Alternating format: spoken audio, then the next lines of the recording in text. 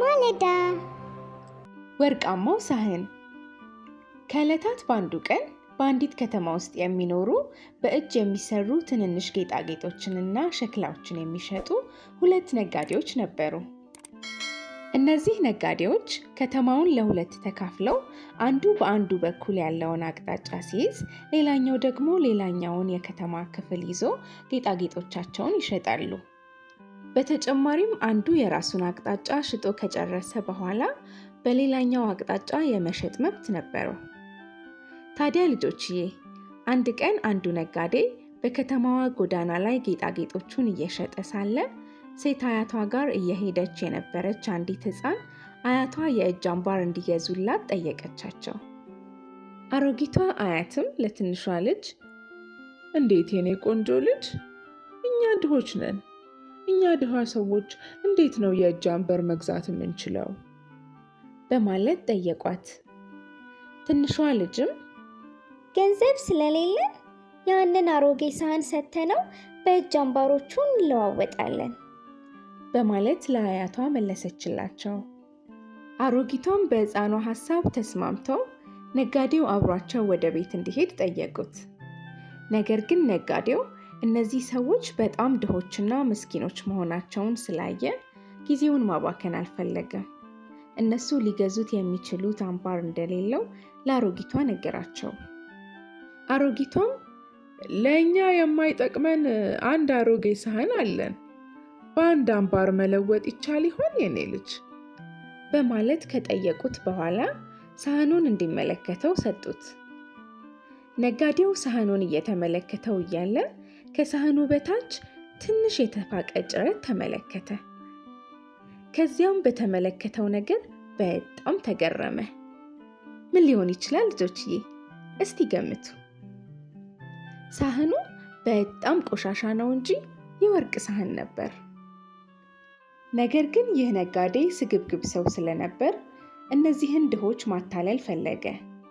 የሳህኑንም ዋጋ በማጣጣል ይህ ሳህን አንድ አምባር መቀየር አይችልም፣ ስለዚህ አልፈልገውም ብሎ ሄደ። ሲሄድም እነዚህ ድሆች ለሳህኑ ከአንድ አምባር በታች የሆነ ዋጋ ሊቀበሉ እንደሚችሉ እያሰበ ነበር።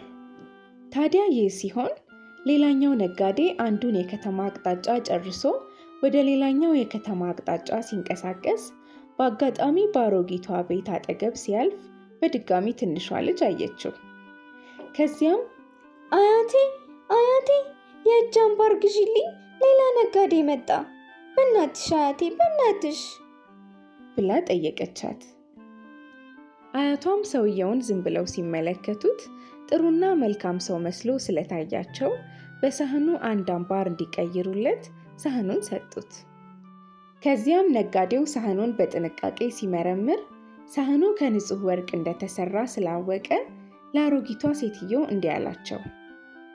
እሜቴ፣ ይህ ለመሸጥ የያዝኳቸው ጌጣጌጦች፣ ዕቃዎችና ገንዘቦች በሙሉ ይህንን ሳህን ለመለወጥ አይችሉም፣ ምክንያቱም ይህ ሳህን ከንጹህ ወርቅ የተሰራ ነው ብሎ ለአሮጊቷ በታማኝነት እውነቱን ነገራቸው።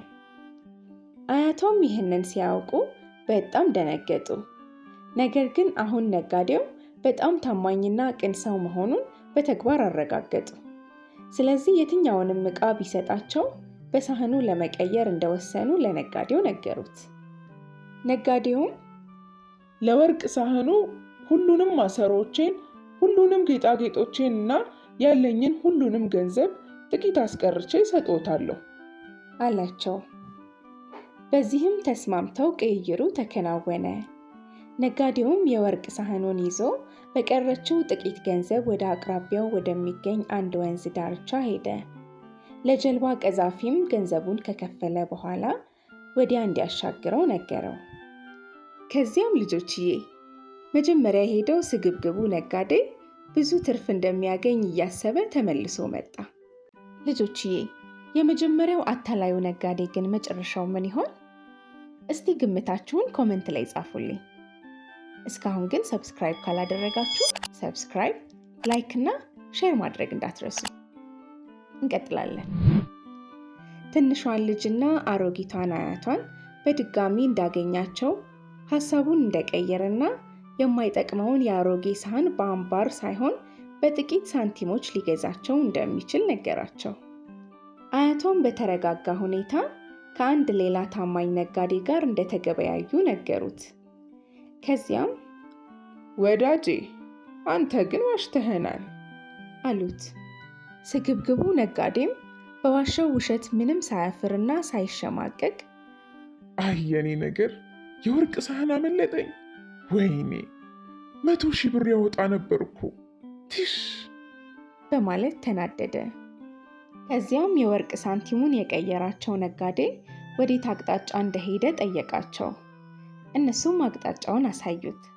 ስግብግቡ ነጋዴም ዕቃዎቹን በሙሉ በአሮጊቷ ቤት ጥሎ ሰርቆኛል፣ ዘርፎኛል፣ እሱማ ይሄን ያህል ሊያታልለኝ አይችልም ብሎ እየተክለፈለፈ ወደ ወንዙ አቅጣጫ መሮጥ ጀመረ።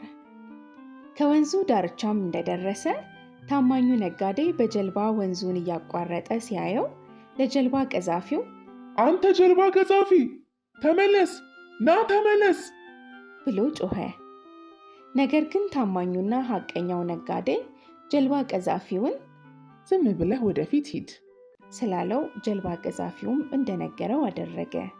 ስግብግቡ ነጋዴም ምንም ማድረግ ስላልቻለ በከፍተኛ ቁጣ ወንዙ ውስጥ በመግባት ደረቱን በእጆቹ መምታት ጀመረ።